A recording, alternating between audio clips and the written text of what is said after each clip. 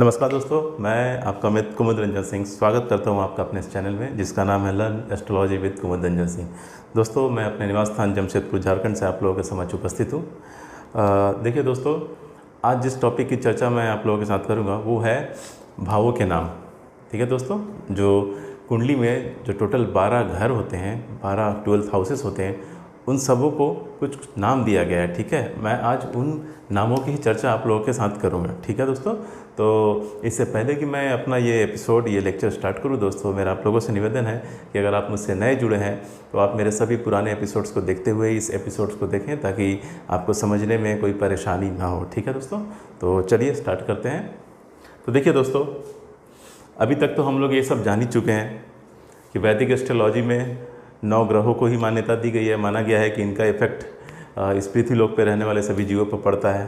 ठीक है, और उसके बाद वैदिक एस्ट्रोलॉजी में जो कुंडली होती है उसमें कितने 12 हाउसेस होते हैं, यानी 12 भाव। ठीक है, हाउसेस को आप भाव भी बोल सकते हैं या घर भी बोल सकते हैं, और 12 राशियाँ होती हैं। ठीक है दोस्तों, तो वैदिक एस्ट्रोलॉजी में 9 ग्रह, 12 राशियाँ और कुंडली में 12 घर। ठीक है, ये दिया गया है। I mean, इसको ही एक्सेप्ट किया गया है। हो सकता है यहाँ पे 1 लिखा हो, 2 लिखा हो, 3, 4, 5, 6, 7, 8, 9, 10, 11, 12 कुछ भी लिखा हो सकता है। ठीक है, अगर 1 लिखा होगा तो मेष लगन की कुंडली होगी, 2 लिखा होगा तो वृषभ लग्न की कुंडली होगी, 3 लिखा होगा तो मिथुन लग्न की कुंडली होगी। ठीक है, तो लग्न बदल सकते हैं, यहाँ बैठी हुई राशियाँ बदल सकती है, लेकिन हमेशा ये चीज़ याद रखिएगा दोस्तों कि ये जो घर है, भाव है, वो कभी चेंज नहीं होता है। ठीक है दोस्तों, हाउस जो होते हैं वो हमेशा फिक्स्ड होते हैं, वो कभी चेंज नहीं होते। हाँ, राशियाँ और लग्न जो है वो चेंज हो सकती है। ठीक है, तो यहाँ पे आपकी लग्न राशि चेंज हो सकती है, लेकिन ये जो घर है, किसी भी लग्न की राशि हो, ये लग्न की कुंडली हो, कोई भी लग्न कुंडली हो, यहाँ ये जो पोर्शन है, ये जो स्पेस है, वो फर्स्ट हाउस ही कहलाएगा। ठीक है, हमेशा ये जो घर है वो फर्स्ट हाउस कहलाएगा, ये सेकेंड हाउस, ये थर्ड हाउस, ये फोर्थ हाउस, ये फिफ्थ हाउस, ये सिक्स्थ हाउस, ये सेवेंथ हाउस, ये 8th हाउस, ये 9th हाउस, ये 10th हाउस, ये 11th हाउस, ये 12th हाउस। इसलिए मैंने यहाँ पे रोमन नंबर को यूज़ किया है ताकि आपको किसी तरह की कंफ्यूजन ना हो कि मैं मेष लग्न की कुंडली में बता रहा हूँ या वृषभ लग्न की कुंडली में बता रहा हूँ। ठीक है, मैं इसलिए रोमन नंबर यूज़ किया हूँ ताकि आपको एक जनरलाइज्ड वे में क्लियर हो जाए कि हाँ, कोई भी लग्न की कुंडली हो, ये जो है फर्स्ट हाउस है, ये second house and so on. ठीक है दोस्तों, तो देखिए दोस्तों,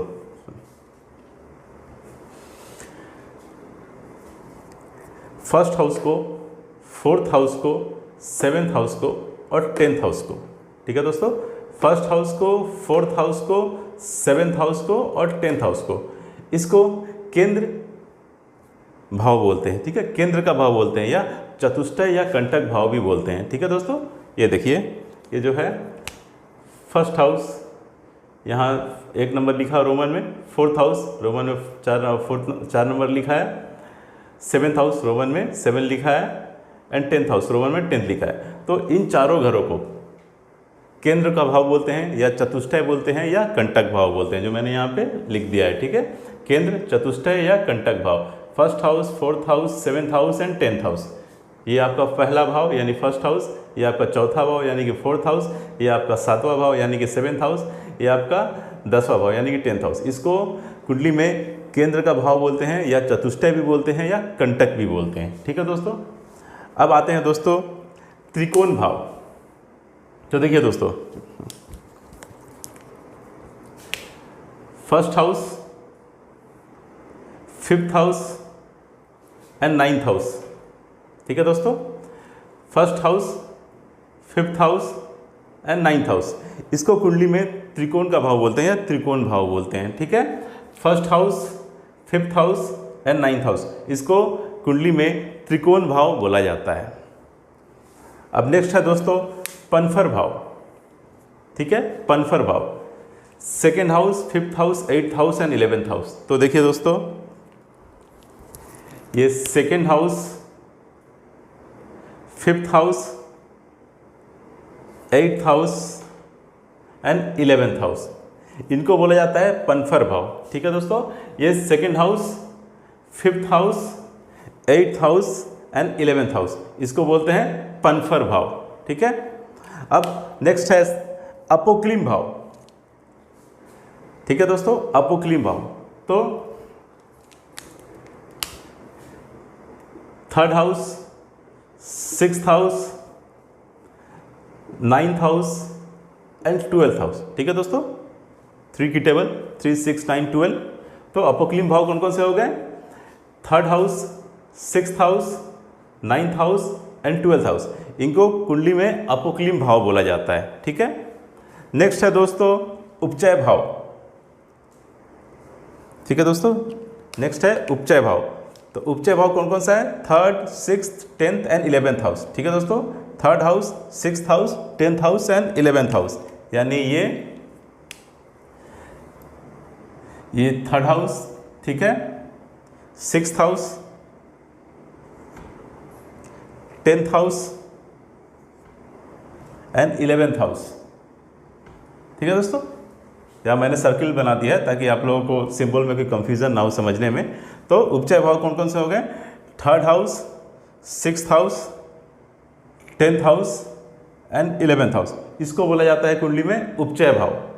अब लास्ट के 2 बचे हैं दोस्तों, त्रिक भाव और मारक भाव। तो देखिए दोस्तों,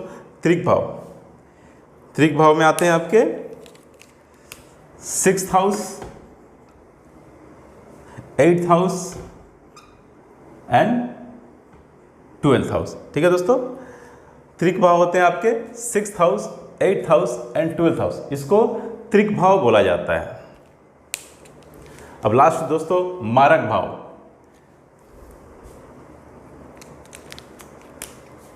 2nd house and 7th house. इन दोनों हाउसेस को क्या बोला जाता है दोस्तों? मारक भाव। ठीक है, 2nd house and 7th house, इन दोनों घरों को बोला जाता है मारक भाव। तो ठीक है दोस्तों यहाँ पे बहुत सारे ऐसे हाउसेस हैं जिनको दो कैटेगरी में रखा गया है। ठीक है, बहुत सारे ऐसे हाउसेस हैं जिनको 2 कैटेगरी में रखा गया है। जैसे 1st हाउस को केंद्र में भी रखा गया है और 1st हाउस को त्रिकोण में भी रखा गया है। ठीक है, तो इस तरीके से दोस्तों आपने देख लिया कि जो 12 भाव हैं, ठीक है, उनको 7 जो नाम है, 7 तरीके का जो नाम है दिया गया है और 7 नामों के अंदर ही 12 भाव को क्या किया गया है? समाहित किया गया है। ठीक है, तो केंद्रीय भाव जो होता है वो कौन कौन से हो गए? केंद्र भाव को हम क्या बोलते हैं? चतुष्टय या कंटक भाव भी बोलते हैं। 1st house, 4th house, 7th house and 10th house हो गए आपके केंद्र भाव या चतुष्टय या कंटक भाव। त्रिकोण आपके हो गया 1st house, 5th house and 9th house. ये 1st house, 5th house and 9th house इस त्रिकोण। ठीक है, पनफर भाव हो गए 2nd house, 5th house, 8th house and 11th house. तो 2nd house, 5th house, 8th house and 11th house, ये हो गए दोस्तों पनफर भाव। अपोक्लिम भाव 3rd house, 6th house, 9th house and 12th house.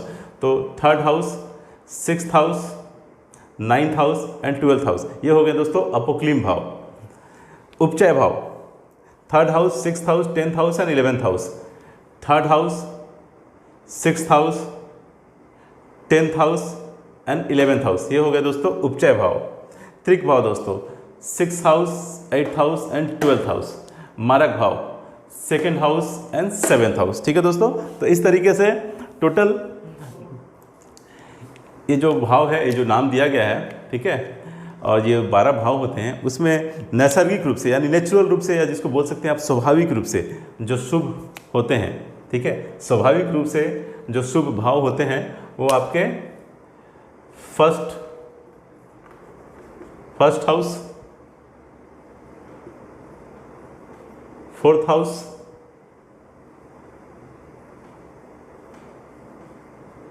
7th house and 10th house. ठीक है दोस्तों,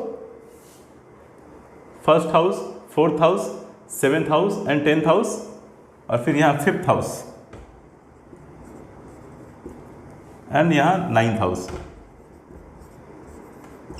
ठीक है दोस्तों, तो कुंडली के 12 भावों में से जो स्वाभाविक रूप से नैसर्गिक रूप से जो भाव शुभ होते हैं वो है 1st house, 4th house, 7th house and 10th house, उसके बाद 9th house and 5th house. ठीक है दोस्तों, ये जो भाव होते हैं यानी 1, 2, 3, 4, 5, 6 यानी टोटल जो 6 भाव हैं वो माना जाता है कि ये नैसर्गिक रूप से शुभ भाव होते हैं। ठीक है, 1st हाउस यानी केंद्र के चारों घर, first house, 4th house, 7th house and 10th house. ठीक है, केंद्र के चारों घर और त्रिकोण के भी तीनों घर यानी first house, fifth house and ninth house, इनको शुभ माना जाता है। ठीक है, बाकी के जो भाव होते हैं उन्हें शुभ नहीं माना जाता। ठीक है, बहुत सारे कंडीशंस पे उनका प्रभाव जो होता है वो डिपेंड करता है। तो परमानेंटली जो शुभ जो माने जाते हैं, आई मीन नैसर्गिक रूप से, स्वाभाविक रूप से, वो आपके केंद्र के घर और त्रिकोण के घर जो होते हैं उनको ही माना जाता है। और कुंडली में जो सबसे खराब, जो सबसे अशुभ जो घर माना जाता है वो त्रिक भाव के घर माने जाते हैं, यानी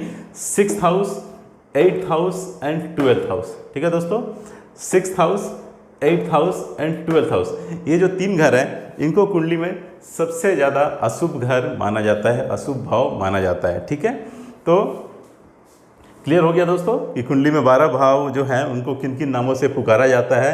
ठीक है, उनमें से कौन शुभ होते हैं, कौन अशुभ होते हैं, आई मीन नैसर्गिक रूप से कौन शुभ होते हैं, कौन अशुभ होते हैं। और तो ठीक है दोस्तों,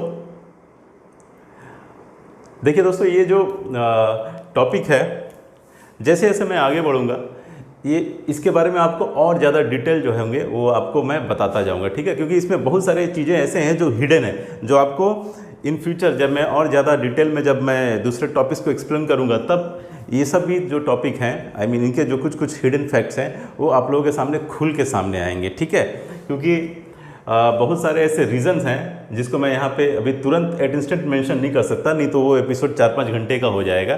ठीक है, तो फिलहाल के लिए जितना अभी के समय में आपको ज़रूरत है, ठीक है, एक बेस बनाने के लिए, एक फाउंडेशन बनाने के लिए जितना आपको एट इंस्टेंट अभी ज़रूरत है उतना मैं आपको बताते चल रहा हूँ दोस्तों। ठीक है, और जैसे जैसे आगे बढ़ूँगा, ठीक है, उसमें जो भी हिडन थिंग्स है, हिडन चीज़, जो फैक्ट्स जो छुपे हुए हैं उसको भी आप लोगों के सामने ज़रूर लाऊँगा। ठीक है, तो ठीक है दोस्तों, मैं समझता हूँ कि आज के लिए इतना ही काफ़ी।